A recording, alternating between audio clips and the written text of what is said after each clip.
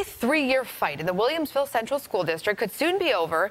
Dr. Kirsch, the Assistant Superintendent of Human Resources, is expected to be officially fired at tonight's school board meeting. We first brought you this breaking news last night on News 4 at 10. Kirsch has been on paid leave since 2014 when this all began. Monday, a hearing officer found her guilty of the 5 charges against her. News 4's Jen Schatz has been following this case. She has more on the allegations and what's next. Jen? Well, Don, the school board will need to decide whether or not to follow the hearing officer's recommendation, which they have a legal obligation to do, according to the superintendent. They'll make that decision tonight at 7 o'clock. Kirsch is a tenured administrator, which made bringing charges against her a daunting task. I spoke to her attorney, who tells me she's not done fighting. Embattled administrator Dr. Kirsch will likely be officially fired from the Williamsville Central School District tonight. In December of 2014, charges were brought against the tenured Assistant Superintendent of Human Resources by the district. Kirsch is accused of failing to complete tasks, undermining her boss, Superintendent Scott Martzloff, and forwarding confidential emails, among other things. This has been really an extensive process. We have, again, looked at thousands of documents. There's been dozens of witnesses, lots of hearing dates.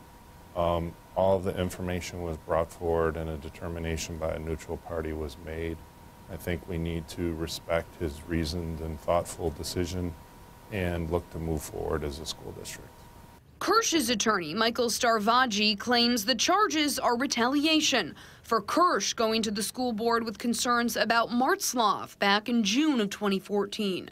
She was hired by his predecessor in 2007. Starvaggi tells us the hearing officer got it wrong and that this type of decision for a tenured administrator is, quote, virtually unprecedented. The hearing officer in a number of places in his roughly 140-page decision points out that the retaliation charges are without merit.